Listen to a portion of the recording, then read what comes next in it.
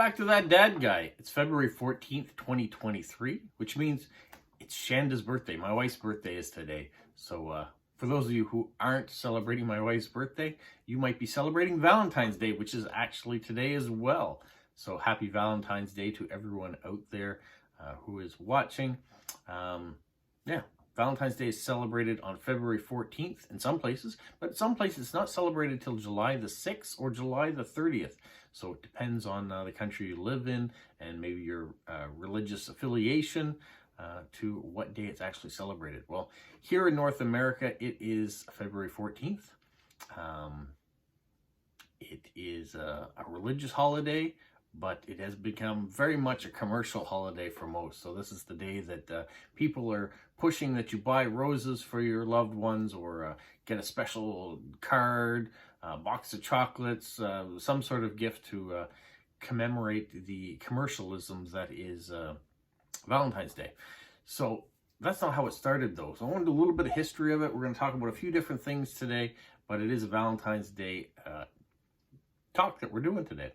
So when did Valentine's Day first become a thing? So it first started in about the 14th century, but it was a way to celebrate a martyr from 270 AD. There was a couple priests. One of them was Valentine, who was a priest in the Roman area. He was executed, and he became a martyr by the Catholic Church. And so in the 14th century, they started Valentine's Day. And why they started on February 14th, or why we celebrate it on February 14th now, is because that was the day of his execution. At least that's the history that I read about it. Let me just find out. I want to do something else about the Valentine's Day card.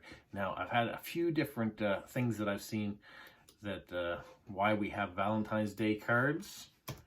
And the first one was actually sent. So let me bring that up here. So I've got it here that the very first Valentine's Day card was sent in 1477. It was a love letter written by Marjorie Bruce to her fiancé, John Paston. And Marjorie refers to John as her right well-beloved Valentine and beseeches him to marry her, despite the fact that she hasn't been able to convince her father to increase the dowry. So even back then, it was kind of a commercial thing. So here's my love letter. Sorry, we don't have as much money to give you for you to marry me. That's kind of the gist of how that went. Today, it's now make sure that your cards have Hallmark on the back of them if you really love someone. That's how we've gotten. But back then, it was how many extra goats and cows can we get for you to marry me? All right, so that's one thing. All right, the cards. I want to show you. This was a magazine that my father-in-law gave me. It's called Prime Time. It comes out 4 issues a year. Talks about local things. But in this, there was a page. This comes from Resurga, which is our Moncton library. There's a picture of it right there. And in their library, they have some of these postcards that were sent. So on February 13th, 1908, this particular Valentine's postcard was sent. And you can see there with the stamp on it. And then they have a couple more examples of postcards that were sent. Here, you can see the stamp. 1909. This one here. Very classic, vintage style looking postcards that maybe have a little message, a sonnet on it, or a poem about love, and then the stamps on the back from that time period. So I thought that was interesting that our local museum had a few Valentine's Day cards that were in it. Now, today you have all sorts of postcards. As post-crossers, we send out post-crossing cards. Now, they may be handmade ones that are sent. You can buy certain ones that reflect love and all that sort of thing. And you can also take a greeting card and cut it in half and take the front part. I know that is not always considered a postcard because it's not a postcard, but whatever you choose to send, for me, if I get it, it's fine just the way it is. So creativity is cool. The other thing that comes along with postcards are stamps. So I went to look a little bit about the history of Valentine's Day and stamps, and lots of countries issue stamps, but haven't seen one more regular than the United States of America.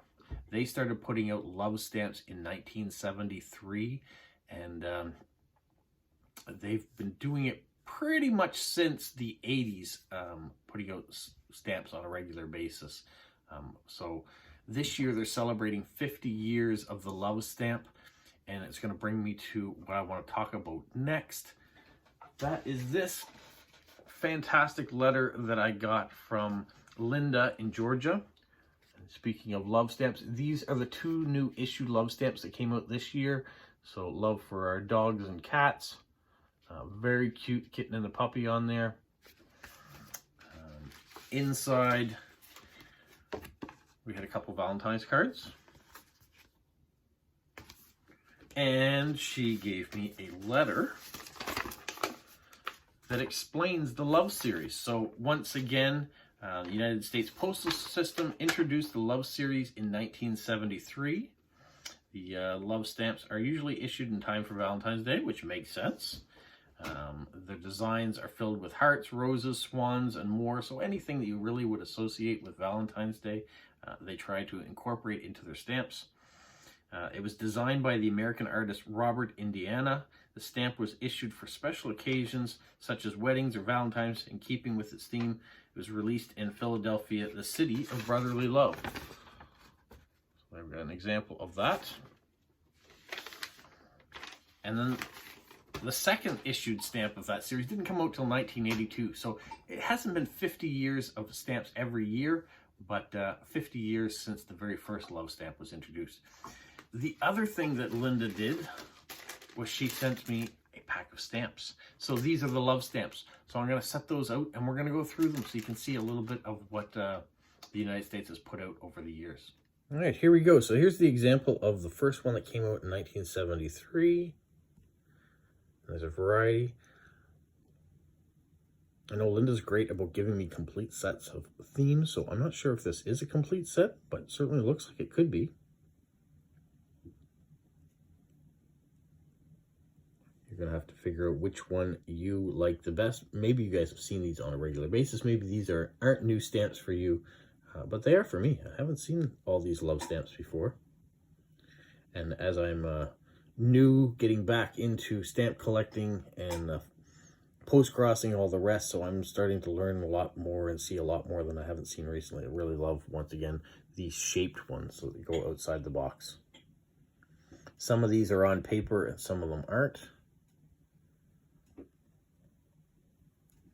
And I've recently learned a new technique about taking sticker, that is the adhesive stamp, off a backing piece of paper. So I'm hoping to be able to test that theory and get a video out on that too. I showed you the soaking of stamps in water, but there's another technique that I've learned too. So we're going to try that. But that's beside the point. We're talking about love. It's Valentine's Day. This block letter one is really neat here, with a cute puppy next to it. Here are the swans making the heart.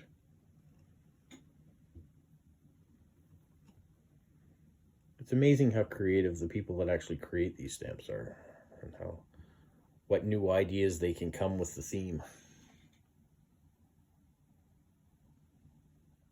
How many cherubs, how many roses, hearts can you put and make it original and new?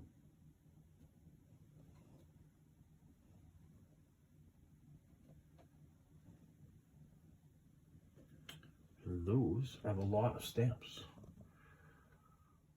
So how cool were those? If you're a stamp collector and you haven't seen the Love series that came out from the United States, that's a very nice representation. So thank you so much, Linda, for the new Love series stamps there, the postcards, and the stamps, giving me another reason to put out a video today talking a little bit about Valentine's Day.